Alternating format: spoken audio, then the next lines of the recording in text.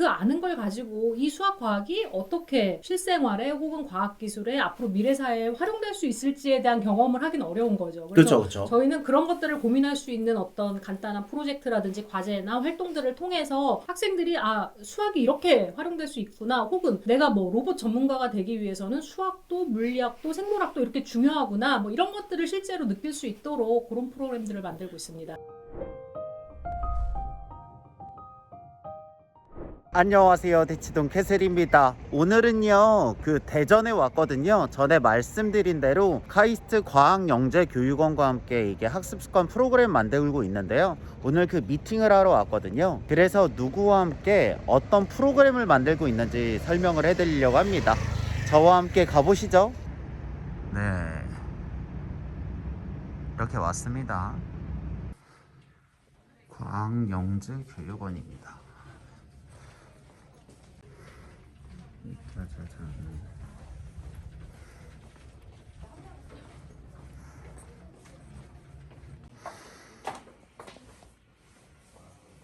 안녕하세요. 대치동 캐슬입니다. 오늘은요, 제가 이제 카이스트와 콜라보를 해서 학습습관 프로그램을 만들려고 하고 있는데요. 그 연구원 책임자 이신 교수님을 모셨습니다. 안녕하세요. 네, 안녕하세요. 반갑습니다. 네, 간단히 자기소개를 부탁드릴까요? 네, 안녕하세요. 저는 카이스트 과학영재교육연구원의 이성혜라고 합니다. 카이스트에서 사이버 영재교육팀을 맡고 있습니다. 그 카이스트에서 사이버 영재 교육팀에서 한 해에 교육하고 있는 학생들은 몇 명 정도 되나요? 저희가 한 해에 한 5천 명 정도 학생들을 온라인으로 그쵸. 교육 프로그램을 제공하고 있어요. 와, 5,000명을 온라인으로 하는 거면 진짜 많긴 하겠네요. 네, 굉장히 많은 편이죠. 그렇죠. 문의 생기고 막 이러면 막 일일이 전화하고 막 이러면 진짜 힘들 것 같은데, 그렇죠? 네, 뭐 학생 수가 많다 보니까 여러 가지 그때그때 대응해야 될 이슈들이 많기는 한데, 저희는 나름대로 초등학교부터 고등학교까지 학생들을 대상으로 뭔가 유일하게 수학 그리고 또 뭐 AI나 소프트웨어 과정의 심화 과정들을 제공하는 온라인 교육 프로그램이어서 자부심을 가지고 하고 있죠. 그렇죠. 카이스트니까는 수학과 과학, 코딩 네. 관련해서 이런 주요 과목들을 이제 교육을 하는 건데, 그래도 이제 8월 말에 저하고 이제 같이 하실 수 있잖아요. 그렇죠. 그게 왜 저를 선택하게 되셨어요?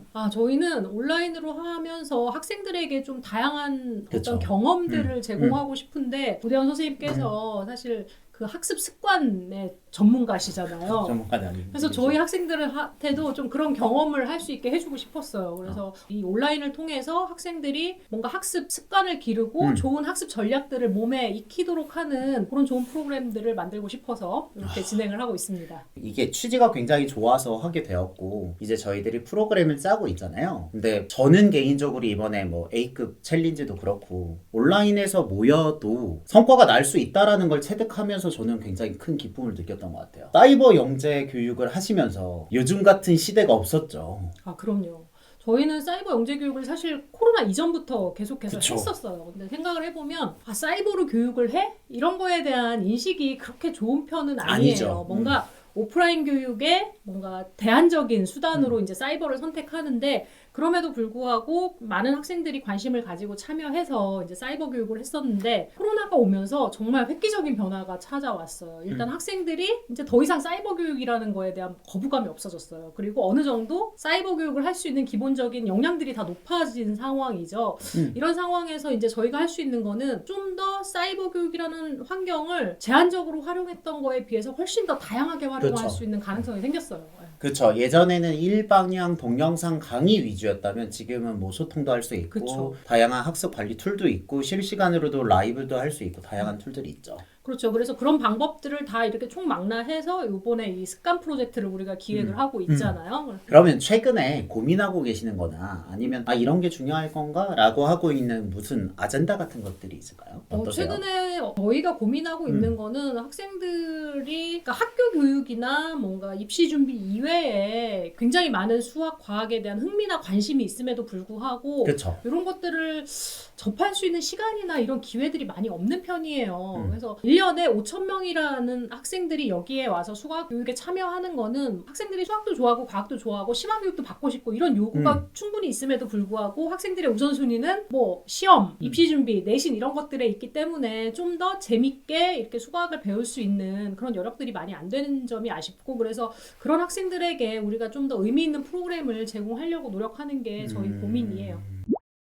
그쵸. 생각해보면 저희들이 어쨌든 시간은 제한되어 있고 해야 될 태스크, 그러니까 중간고사, 기말고사의 중요도보다 이런 관심이 우선순위가 되기가 쉽지가 않으니까 실질적인 면에서 수학에 관심이 있지만 참여하거나 이 관심을 키울 만한 액티비티를 하기가 쉽지가 않죠. 그렇죠. 그럼에도 불구하고 저희가 이제 올해 프로그램을 운영해 본 결과 그런 학생들의 요구는 분명히 있어요. 예를 들면 저희가 제공하는 프로그램이 학교에서나 학원에서 수학과학을 사실 많이 배워요. 그렇죠. 학생들이 아는 거 굉장히 많은데 그 아는 걸 가지고 이 수학과학이 어떻게 실생활에 혹은 과학기술에 앞으로 미래사회에 활용될 수 있을지에 대한 경험을 하긴 어려운 거죠. 그래서 그렇죠. 저희는 그런 것들을 고민할 수 있는 어떤 간단한 프로젝트라든지 과제나 활동들을 통해서 학생들이 수학이 이렇게 활용될 수 있구나, 혹은 내가 뭐 로봇 전문가가 되기 위해서는 수학도 물리학도 생물학도 이렇게 중요하구나, 뭐 이런 것들을 실제로 느낄 수 있도록 그런 프로그램들을 만들고 있습니다.